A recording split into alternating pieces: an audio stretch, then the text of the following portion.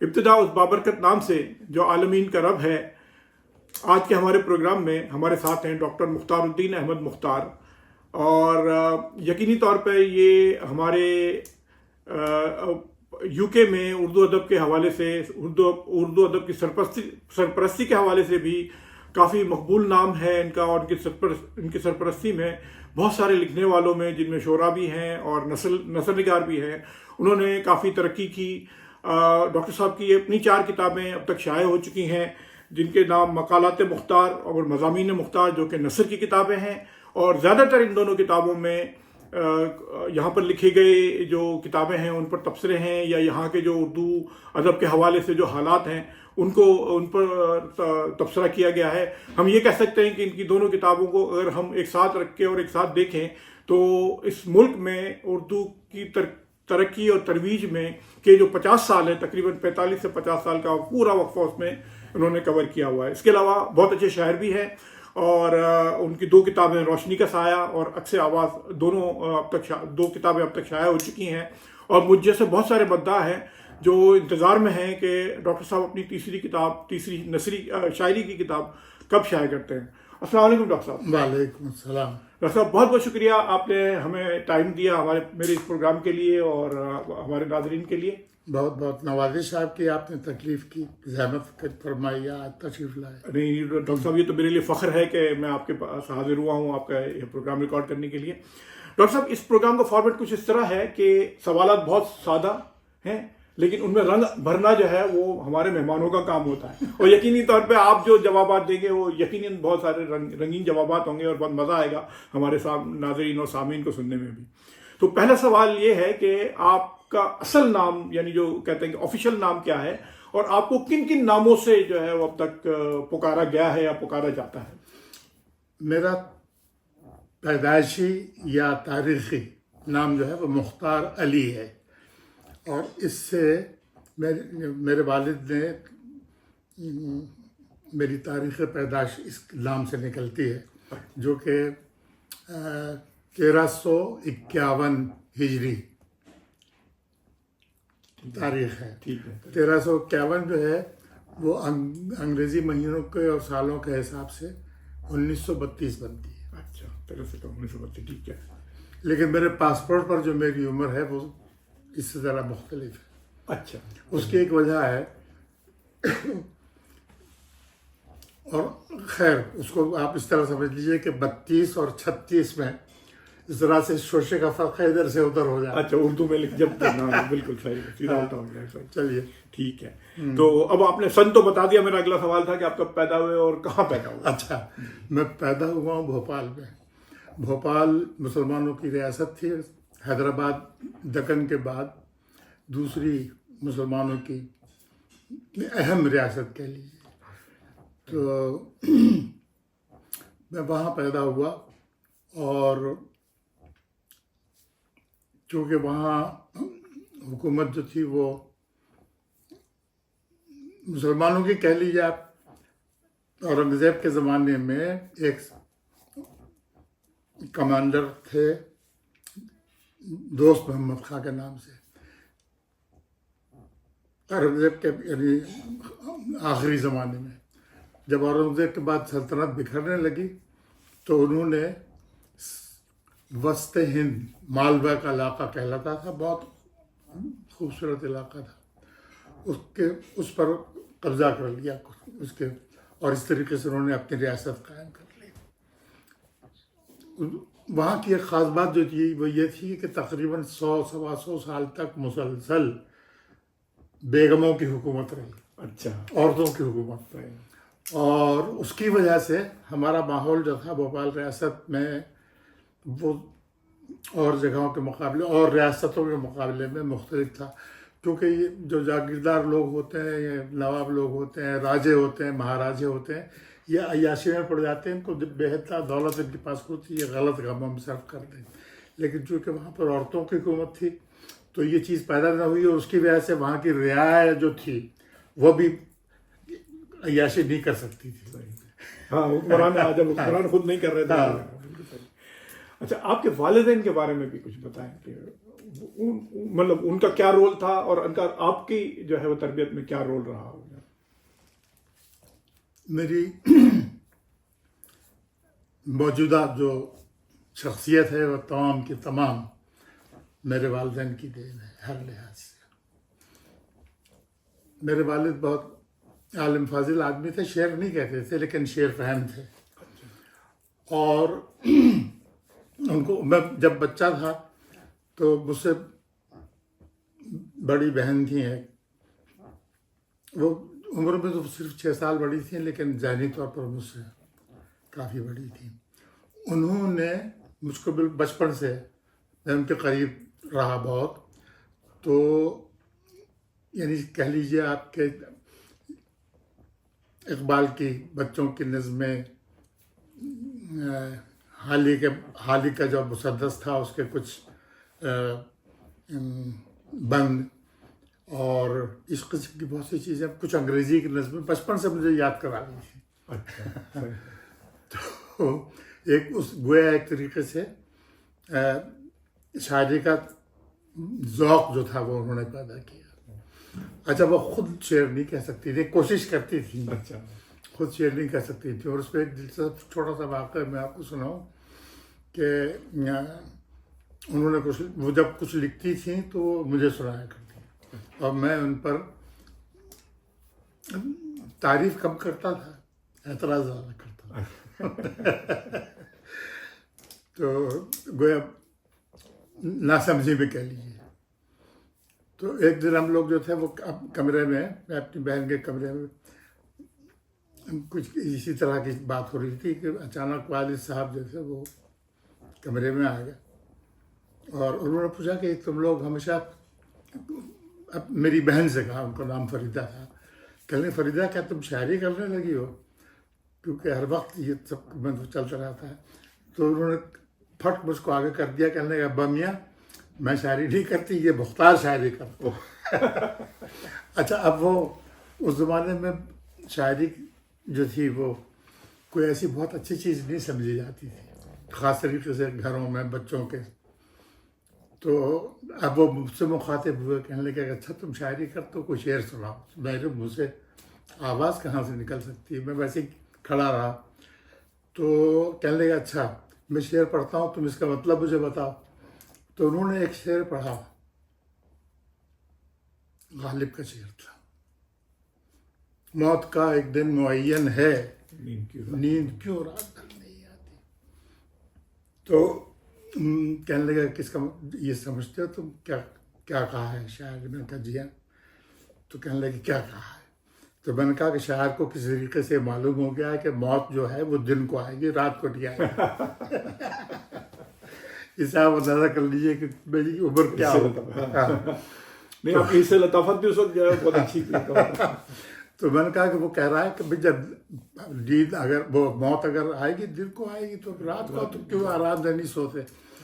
تو بہت ایسے کہنے لگے کہ دیکھو ہاں. انہوں نے پوچھا کہ کیا اس میں کوئی ایسا لفظ ہے کہ جو تو اس کے معنی جو میں نہ معلوم ہو؟ میں نے کہا نہیں ایسا تو کوئی لفظ نہیں ہے، میں تو سارے معنی جانتا ہوں میں، اور معین کے معنی بھی مجھے پتہ تھے کہ کیا ہے پہلے سے. تو پھر انہوں نے مجھ کو اس کا مطلب بتایا اور وہ کہنے لگے کہ انہوں نے دیکھو شاعر یہ کہہ رہا ہے کہ موت کا تو کوئی وقت مقرر نہیں ہے، پتہ نہیں کب آئے کب نہ آئے، ٹھیک ہے نا، لیکن نیند کا تو کوئی ایسا معاملہ نہیں ہے، نیند کو تو آنا چاہیے بھائی، کیوں نہیں آتی.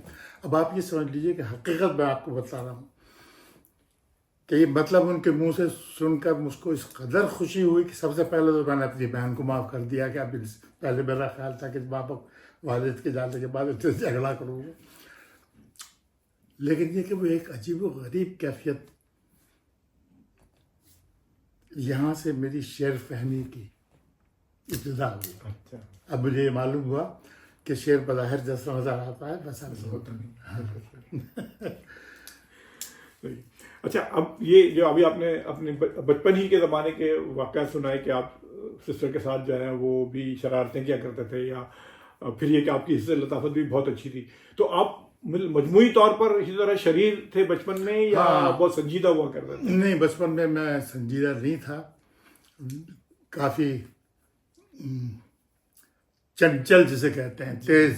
شوق एक जगह एक खामोशी से बैठना मेरे लिए बहुत मुश्किल था, बहुत बहुत एक्टिव था। और ये मुझे बाद में मालूम हुआ कि हम अपने सब भाई बहनों में बात करने का तरीका मेरा बिल्कुल अलग था, और वो सब लोग पसंद करते थे, भाई बहनों के अलावा, वो सब जलते थे। तो ख़ास तरीके से मेरे वालिद जो थे वो उन्होंने कभी कहा नहीं, ना इजहार किया इस बात का। ये मुझे बहुत बाद में मालूम हुआ कि वो बचपन में हमेशा मुझे अपने साथ रखते थे। तो उसके अव्वल तो ये कि मैं जो बातें वो करते थे उनके अपने दोस्तों के साथ या मेहमानों के साथ, आने वालों के साथ, वो इल्मी बातें भी होती थी बहुत सी। वो भी बहुत खुशगुफ्तार आदमी थे। हाँ, मुझे बहुत, मैंने उनसे कहा भी, लेकिन ये कि उन्होंने लिखा नहीं। बहरहाल खैर।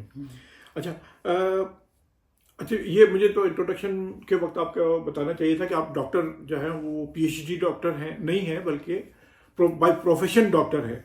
तो एक तो मतलब ये सवाल नॉर्मली मैं जो पूछता हूँ वो ये होता है कि आपने तालीम कहाँ तक हासिल की है और कहाँ से हासिल की है। तो कहाँ तक तो हमें पता है कि आप डॉक्टर हैं, इसके बाद आपने कोई स्पेशलाइजेशन हाँ, की? बस स्पेशलाइजेशन मेडिसिन में है ना, एनेस्थेटिस्ट था, मुतखस्सिस बेहोशी कहलाता था। और एक अरसे तक मैंने ईरान में काम किया। तालीम पाकिस्तान से हासिल की? तालीम पाकिस्तान से हासिल की, एनेस्थेसिया की तालीम यहाँ से हासिल की। बस और मेडिसिन की तालीम जो है उसको तालीम नहीं कहना चाहिए, वो एक किस्म की तरबियत होती है, ट्रेनिंग होती है। तो गया इस लिहाज से मैं जाहिल हूँ। तो यूनिवर्सिटी नहीं गया, कॉलेज नहीं गया, उर्दू नहीं पढ़ी। अच्छा। हाँ भाई, आर्ट का अगर वो होता, स्टूडेंट होता तो उर्दू पढ़ने को मिलती, और मेडिसिन तो वैसे भी अंग्रेजी में पढ़ाई जाती है। गर्ज के एक तरीके से, यानी मुझसे किसी ने पूछा कि आपने पीएचडी किस मजमून में की है, तो मैंने कहा जहालत में। लोग अक्सर धोखा खाते हैं। तो ये जैसे मेडिसिन की फील्ड में इस मुल्क में ख़ास तौर पे, मैं अभी उस तरफ बाद में आता हूँ कि आपने पाकिस्तान में क्या तालीम वगैरह हासिल की। यहाँ इस मुल्क में मेडिसिन की जो फील्ड में लोग होते हैं बहुत बिजी होते हैं और बड़ी भरपूर लाइफ अपनी गुजारते हैं, और मेरा ख्याल है कि आपने भी बड़े अच्छे तरीके से इस फील्ड में लाइफ गुजारी। फिर ये आपको ये अदब की तरफ जो है वो क्या चीज़ लेकर आई आप? अदब की तरफ तो आपको पता है कि शुरू से मेरा रुझान था। जो मैंने वाक़या सुना है अपनी बहन का, उससे ज़ाहिर होता है कि वो जो मुझको चीज़ें सुनाया करती थी वो मेरी राय लेने के लिए सुनाती थी। और उन्होंने जो मुझको जोश के मसले, जो उस ज़माने में ये वो ज़माना है कि अभी दूसरी जंग अज़ीम शुरू हुई थी कहना चाहिए। तो जोश ने एक नज़म लिखी थी, किस ज़बान से कह रहे हो आज तुम सारा, बहुत मशहूर नज़म है उस जंग के ख़िलाफ़ और अंग्रेज़ों के ख़िलाफ़। तो वो नज़म बहुत सी उसके शेर उन्होंने मुझको याद करा दिए थे। तो हालांकि बाद में जब मैंने जोश को पढ़ा तो मेरे ख़यालात वैसे नहीं रहे जैसे कि होना चाहिए थे। खैर, तो घर का माहौल जो था वो एक तरीके से इल्मी था। जैसे मैंने कहा कि मेरे वालिद बहुत आलिम फाजिल आदमी थे, कोट पतलून पहनते थे लेकिन मौलवी कहलाते थे क्योंकि अरबी दान थे। अब ये उस वक्त तक मुझे मालूम नहीं था, लेकिन बाद में मालूम हुआ कि हमारे यहाँ जो अरबी दां हो उसको मौलवी कहते हैं। इस लिहाज से वो थे वो साइंटिस्ट। अच्छा। साइंटिस्ट इस तरीके से कि वो उन्होंने महकमा जंगलात में मुलाजिम थे, वो भोपाल में बिल्कुल टॉप पर होते पर, फॉरेस्ट ऑफिसर, कंजर्वेटर। तो इस लिहाज से वो साइंटिस्ट थे। खैर, तो हाँ, तो मैं तुकबंदी क्या करता था अपने बचपन में। اسکول کے زمانے میں بھی، اور اپنے شعر کوئلے سے دیواروں پہ لکھتا تھا۔ تو آپ نے بچپن سے ہی شعر کہنا شروع کر دیا تھا؟ شعر کیا تھے وہ تکبندی کرتا تھا۔ تو ابھی آپ نے جوش کا بھی حوالہ دیا، تو جوش کے ساتھ بھی آپ نے کام کیا؟ نہیں، جوش کے ساتھ کام نہیں کیا میں نے۔ بہت جوش کا حوالہ اس لیے دیا نا کہ وہ شاعر کہ جن کو میں نے پڑھنے لکھنے سے پہلے پڑھا تھا یا سکھا، میری بہن نے مجھ کو ان کے شعر یاد کرائے تھے، اس میں جوش بھی تھے، اقبال تھے، حالی تھے، جوش تھے۔ اچھا، ہاں، لیکن پھر جوش سے آپ کو اختلافات بھی رہے جو آپ کی کتابیں پڑھ کے؟ ہاں نہیں، ان کی کتابیں جب میں نے پڑھی، جب ان کی اول تو یہ کہ جب بڑا ہو گیا اور مجھ کو شعور پیدا ہوا، شاعری کا شعور کہہ لیجیے۔ شاعری اس زمانے میں، بچپن میں تو شاعری بغیر شعور کی کی جاتی ہے۔ تو جب شعور پیدا ہوا تو ظاہر ہے کہ پھر میں نے اپنے زمانے کے تمام شاعروں کو مشاعروں میں بھی سنا اور پڑھا بھی، رسالوں میں بھی پڑھا، کچھ کی کتابیں بھی میسر ہوئی تھیں۔ تو میں جوش صاحب کی جو آبیتی انہوں نے لکھی ہے، اس کو پڑھ کر مجھے ان کی اصل حقیقت معلوم ہوئی۔ اچھا، اب وہی اس کا موقع اس وقت نہیں ہے، اگر آپ کے پاس وقت ہو کسی وقت تو پھر نہیں، وہ پھر جوش پہ ایک الگ نشست ہم کر سکتے ہیں۔ جی بالکل صحیح ہے۔ اچھا، آپ کی تعلیم کے حوالے سے ہم بات کر رہے تھے کہ تعلیم، میں نے آپ کو تعلیم کا تو بتا دیا۔ جی، آپ نے پاکستان سے ساری ہاں، کہ میں نے لو میڈیکل کالج کراچی سے MBBS کیا، یہاں آ کر ڈپلومہ لیا اینستھیزیا میں، اور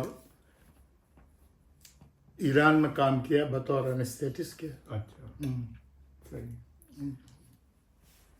اچھا، آپ کے ٹیچرز میں سے ایسا ہوتا ہے کبھی زندگی میں کچھ ایسے ٹیچرز مل جاتے ہیں، ایک دو تو کم سے کم ایسے ہی ہوتے ہیں جو ساری زندگی یاد رکھتے ہیں، اور آپ کے تو چونکہ آپ نے پاکستان میں بھی پڑھا ہے، پھر یہاں کے بھی؟ نہیں، وہ پاکستان میں اور یہاں کی بات چھوڑا ہے، میرے ساتھ ایک بہت بڑی ٹریجڈی ہوئی ہے۔ اچھا، اور وہ ٹریجڈی یہ تھی کہ جب مجھے چوتھی کلاس تک، ہمارے یہاں بھوپال میں انگریزی کی تعلیم چوتھی کلاس سے شروع ہوتی، یعنی وہ پرائمری کی آخری کلاس ہوتی تھی چوتھی، وہ اس میں سے، اور اس سے پہلے ضروری نہیں تھا کہ تو اس سے پہلے میں نے مکتب میں تعلیم حاصل کی اپنے محلے کے، مسجدوں کی طرح مکتب جو ہوتے ہیں نا۔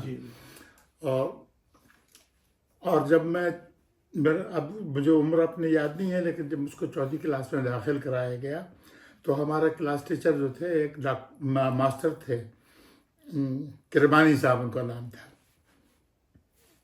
بہت ظالم آدمی تھے، انتہائی ظالم، ان کو پڑھانا بھی نہیں آتا تھا، اس کے باوجود گریجویٹ وغیرہ ہوں گے، وہ BA پاس کر لیا تھا انہوں نے، اور لکھتے تھے، ڈرامے لکھتے تھے، لیکن بچوں کو پڑھانے کا ان کو پتہ نہیں تھا۔ تو جب انہوں نے مار پیٹ کرتے تھے بے انتہا،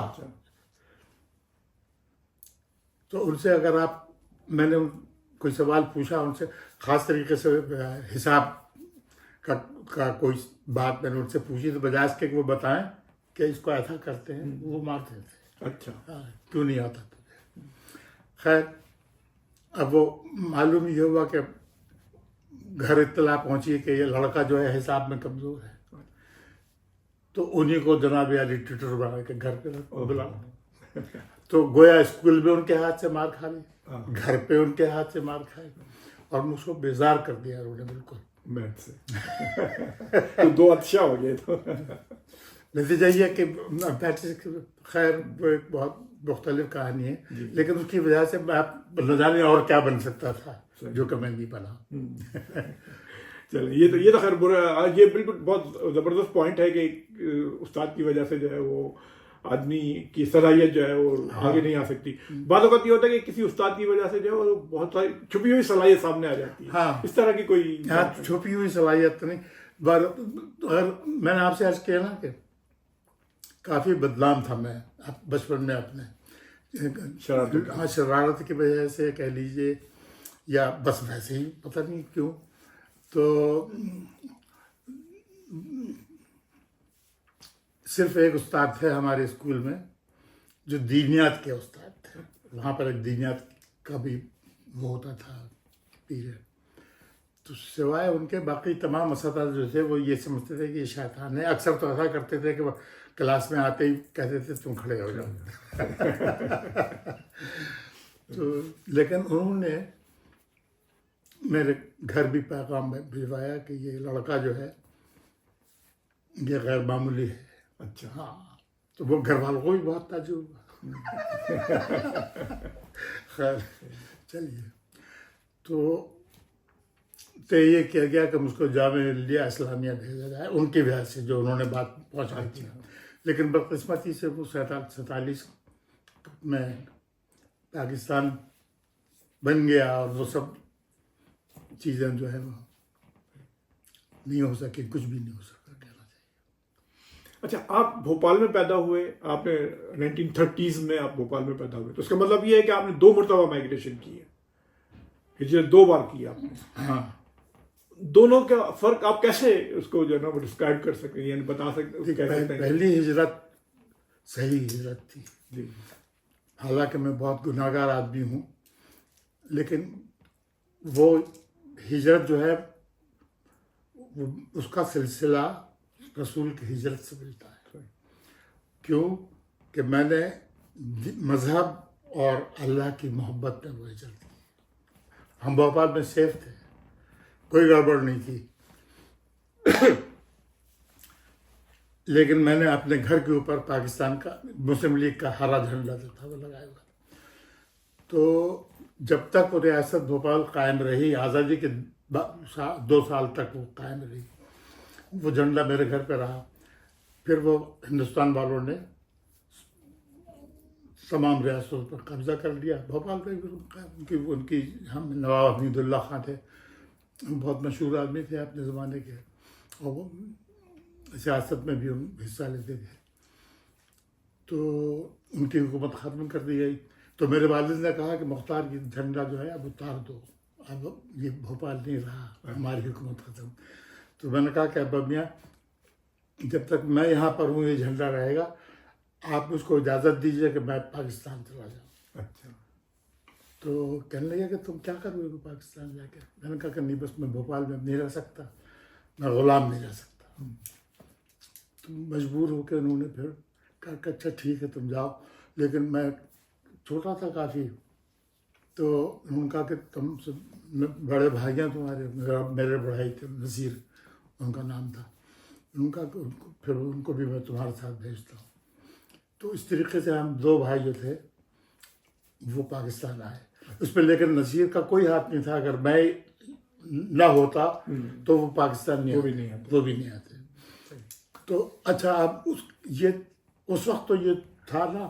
بعد میں مجھ کو یہ احساس ہوا کہ یہ ہجرت, میری ہجرت جو ہے انہی بنیادوں پر ہے جن بنیادوں پر رسول کے زمانے میں لوگوں نے ہجرت کی.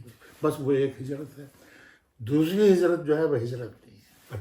آپ ہجرت, ہاں, اس کو ہجرت نہیں کہنا چاہیے اس لحاظ سے کہ ہجرت ایک بہت مقدس لفظ ہے. نقل مکانی کہہ رہے ہیں. ہاں, نقل مکانی ہے. تو نقل مکانی جو ہے وہ میں کئی لیبیا میں رہا ہوں, ایران میں رہا ہوں, نائجیریا میں رہا ہوں. اچھا. اور انگلستان میں تو ہوں. انگلستان لیکن وہ اصل میں یہ ہوتا ہے کہ جیسے ہندوستان سے پاکستان آئے تو پاکستانی شہری کے طور پہ آئے, اور یہاں آئے تو یہاں کے شہری کے طور پہ ہے. باقی ملکوں کا جو ہے وہ سفر ہی ہے. ہاں, یہ فرق ہے. لیکن میرا یہ ارادہ نہیں تھا کبھی بھی کہ میں انگلستان کا شہری ہو جاؤں گا. آیا تھا یہاں پر ٹریننگ پڑھنے کے لیے, پروگرام یہ تھا کہ واپس چلا جاؤں گا. لیکن بدقسمتی سے ہوا یہ کہ حالات پاکستان کے خراب ہوتے چلے گئے. اچھا, بحیثیت ڈاکٹر کے مجھے یہ بات پسند نہیں تھی کہ میں پرائیویٹ پریکٹس کروں. وہ ایک قسم کا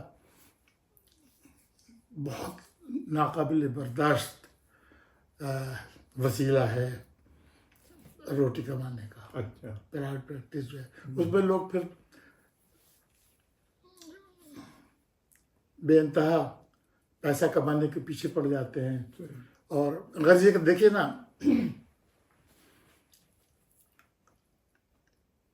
کسی کی مجبوری سے فائدہ اٹھانا جو ہے یہ ہمارے ہاں میڈیسن. اچھا, سب کی پرائیویٹ پریکٹس کا ہی ہوگا. ہاں یہ تو ہے. اور میرے لیے یہ بات بالکل قطعی طور پر ناممکن تھی. گورنمنٹ کی ملازمت جو تھی اس میں آپ ایک تو یہ کہ افسروں کے اختیار میں تھے, کبھی ادھر ٹرانسفر ہو رہا ہے, کبھی میں نے کچھ دن کی ہے, اچھا کبھی ادھر ٹرانسفر ہو رہا ہے.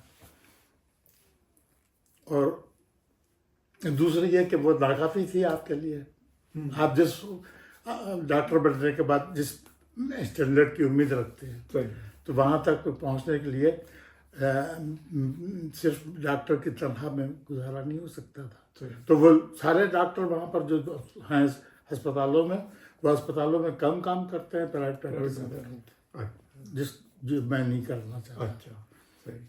تو آپ کس سن میں آپ نے یہاں یو کے آئے, انگلینڈ آئے تھے آپ؟ انگلینڈ میں ویسے تو 70 میں سمجھ لیجیے, 71. مطلب 50 سال سے زیادہ ہو گئے ہیں. ہاں. تو اس وقت سے آپ یہ ادب اپنے کام کے ساتھ ساتھ ادب کی طرف بھی رجحان یعنی شروع میں ہاں ظاہر ہو گئے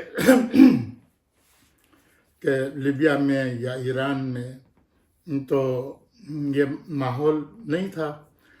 لندن میں البتہ کچھ تھوڑا سا ماحول تھا, تو وہاں پر جب میں رہا, ایک زمانے میں میں لندن میں رہتا تھا, بلکہ افسوس ہوتا ہے میرے پاس مکان بھی تھا وہاں پر جو کہ میں نے بھیج دیا.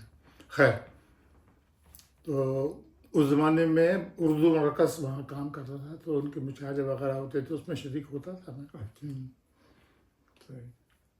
اور پھر یہاں آنے کے بعد پھر یہاں کا سلسلہ آپ نے شروع کیا. پھر یہاں جب میں آیا تو سب سے پہلے اسکاربرا میں مجھے نوکری ملی. وہاں پر ایک کیجویلٹی کے وہ تھے انچارج ڈاکٹر, مصطفیٰ کریم ان کا نام تھا, بہار کے تھے وہ, اور ان کو وہ افسانے لکھتے تھے, شاعری کا بھی ان کو بہت شوق تھا. تو انہوں نے مجھ کو اپنے کچھ شعر سنایا, وہ شعر کہہ نہیں سکتے تھے. تو میں نے ان سے کہا کہ تم شعر مت لکھا, افسانہ تم لکھ رہے ہو لکھو. تو انہوں نے افسانے لکھے, ناولیں لکھی. تو وہ مجھے ان کی ایک کتاب انہوں نے لکھی تھی, سرخے تھے بہت سخت کازنسٹ, تو اس کا نام تھا گرم دن, اور وہ مزدوروں کی کراچی کے کسی مل کی داستان تھی. تو اس کی رونمائی ہوئی بریڈ فورڈ میں, حضرت شاہ نے اس کا انتظام کیا تھا. تو انہوں نے مجھ سے کہا کہ میری کتاب پہ تبصرہ کرنا ہے وہاں پر آپ کو. تو میں نے ان کی کتاب پہ مضمون لکھا, اور جب میں بریڈ فورڈ آیا, وہ ہم لوگ آئے بریڈ فورڈ اس فنکشن کے لیے, ان کی کتاب کے لیے, تو وہ میرا پہلا تجربہ تھا بریڈ فورڈ کا, جو کہ مجھے بہت اچھا لگا کہ بھائی کمال ہے, یہاں پر اتنے سارے لوگ ہیں. تو رونمائی کے بعد میری صدارت بھی انہوں نے میری رکھی. رونمائی کے بعد میں نے ان کو مضمون بھی پڑھا جو ان کو پسند نہیں آیا. اور خیر, تو اس طریقے سے ہاں یعنی بریڈ فورڈ سے میرا تعارف ہوا. لیکن بریڈ فورڈ میں بہت سے لوگ مجھے ملے, اسی محفل میں, اور اس کے بعد ایک دوسری محفل میں جہاں پر میری ملاقات ہوئی غلام قادر آزاد سے, اور ان سے بہت پکی میری دوستی ہوئی بعد میں. بہت نیک اور بہت اچھے آدمی تھے, بہت عالم بھی تھے, لیکن ان کو میری پتہ نہیں کون سی بات پسند آئی, انہوں نے مجھ کو اپنا شیخ بنا لیا ایک طریقے سے. اچھا, یہ یارکشائر ادبی فورم, ہاں آپ تو روئے رواں ہیں, اس کے سرپرست اعلیٰ ہیں. ہاں, وہ جب یہ بنا رہے تھے ادبی فورم, تو اس وقت انہوں نے ایک میٹنگ کی. تو اس میٹنگ میں بھی مجھ کو بھی بلایا تھا انہوں نے, اور کچھ لوگ تھے, ڈاکٹر الوی صاحب جو تھے, جیسے آپ جانتے ہوں گے ان کو، جی لائبریرین تھے بریڈ فورڈ میں، وہ وغیرہ سب تھے. تو وہاں یہ طے پایا کہ ایک ادبی انجمن بنائی جائے جس کا کام ذرا، ادبی انجمن میں تو بہت سی تھیں وہاں پہ، بالکل. تو انہوں نے کہا کہ ہم اس کو مختلف رکھیں گے. اس کا کام ایک تو یہ کہ یہ حتی الامکان کوشش کریں گے کہ پاکستان کے جو غریب ادیب ہیں ان کی کچھ مدد کی جائے، اور ادب کا سلسلہ یہاں پر بھی جاری و ساری رہے. تو اس طریقے سے وہ قیام پذیر ہوئی. اچھا. ہاں، اور انہوں نے کام بھی کیا، اس میں کوئی شک نہیں ہے. بالکل. ہاں کام کیا، بہت سے مشاعرے وشارے کروائے، اور ان کے کرتا دھرتا جو ہے وہ اشتیاق نہیں. میر صاحب. ہاں انہوں نے بڑا کام کیا. بالکل بہت کام. ڈاکٹر یہ اور بھی بہت ساری تنظیمیں ہیں، لیکن ڈاکٹر ادبی فورم جو ہے وہ جس طریقے سے وہ پذیرائی کرتے ہیں نئے آنے والوں کی بھی اور آنے والوں کی، تو اس سے جو ہے وہ کافی حوصلہ ہوتا ہے.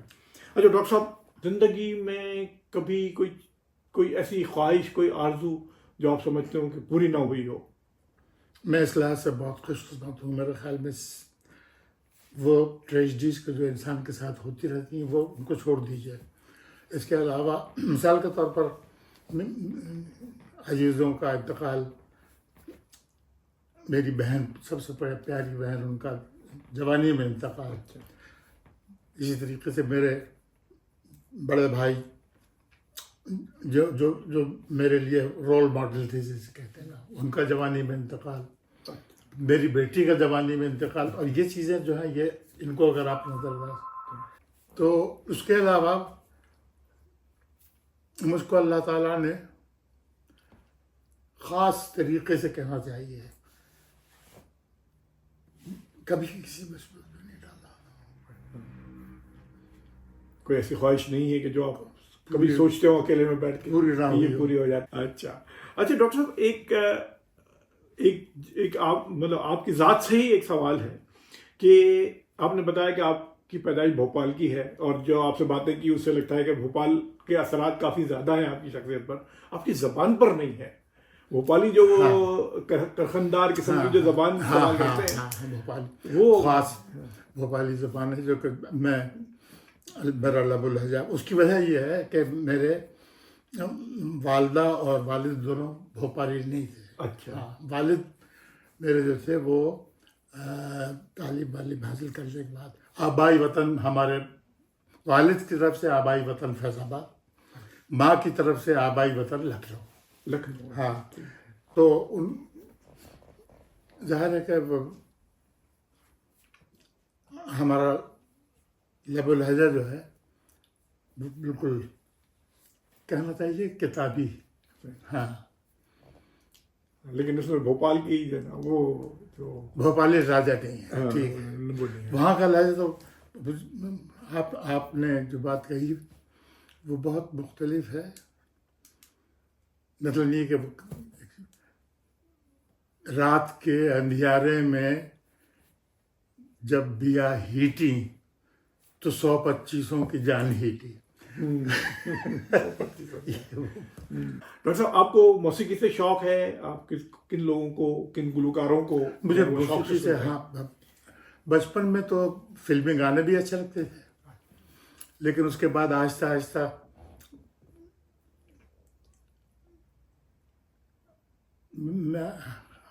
مجھے پکے گانے آتے نہیں ہیں، لیکن مجھے کلاسیکل موسیقی جو ہے وہ بہت اچھی لگتی ہے. اچھا، ان میں کوئی خاص اس نام میں خاص جو ہیں وہ ولایت خان ستار. اور آپ نے سنا ہے ان کا ستار؟ آپ کو ہے ستار سے کوئی دلچسپی؟ نہیں، بہت زیادہ نہیں ہے، لیکن یہ کہ کبھی وہ بہت بڑے میرا ایک زمانے میں میرا یہ خیال تھا کہ ہندوستان میں 2 موسیقار ایسے تھے کہ جن کو نوبل پرائز ملنا چاہیے تھا. اچھا. ان میں سے ایک ولایت خان اور دوسرے شہنائی والے بسم اللہ خان. اچھا. تو یہ جو آپ نے 2 اتنے بڑے بڑے نام لیے ہیں، تو اب آپ کیا کرتے ہیں؟ اب تو وہ لوگ ہیں نہیں، اور اب وہ یوٹیوب پر انہیں کو سنتے رہتے ہیں. مطلب نئے آنے والوں میں اب یہ اتنا نئے آنے والوں میں مجھے کوئی ابھی کسی نے اتنا وہ نہیں کیا. خاص طریقے سے پاکستان میں تو موسیقی کا جنازہ بالکل تباہ ہو گئی. اور وہ اس غلط فہمی میں کہ یہ غیر اسلامی ہے. یعنی موسیقی کے لیے ہمارے ہاں اچھا اس سے ایک اور بات نکلتی ہے، وہ یہ کہ یہاں انگلستان میں پاکستان بننے سے آنے کے بعد انگلستان میں مشاعروں کی جو رسم چلی ہے یہ اسی لیے چلی ہے کہ مسلمان وہاں کے جو مسلمان جو آئے تھے وہاں کے وہ میوزک کو برا سمجھتے تھے. اب یہ ہے کہ کوئی اور طریقہ تھا نہیں، کوئی ذریعہ نہیں تھا. ہندوستان والے جو ہیں وہ تو ناچتے بھی ہیں، گاتے بھی ہیں، موسیقی بھی کرتے ہیں، دنیا بھر کی چیزیں کرتے ہیں وہ، اور وہ جمع ہو جاتے ہیں، عورتیں اور بچے آتے ہیں. پاکستان کے جو لوگ تھے، کمیونٹی والے جو تھے، ان کے پاس کچھ کرنا نہیں تھا، ان کا تو مشاہدہ کرنا تھا. نتیجہ یہ ہوا کہ یہاں زیادہ مشاہدے ہونے لگے پاکستان کے مقابلے میں. صحیح. چلیے ڈاکٹر صاحب آپ کا بہت بہت شکریہ. میرا تو جی چاہ رہا تھا کہ آپ سے جو نا بہت دیر تک باتیں کی جائیں. کہ تخلیق کا جب اس نے فسانہ لکھا، جی ہر چیز کا کیا ہوگا ٹھکانہ لکھا، پتھر کے مقدر میں لکھا بھاری پن، پھر میرے مقدر میں اٹھانا. واہ کیا بات کیا بات. چلو بہت بہت شکریہ ڈاکٹر صاحب آپ کا، آپ نے مجھے وقت دیا.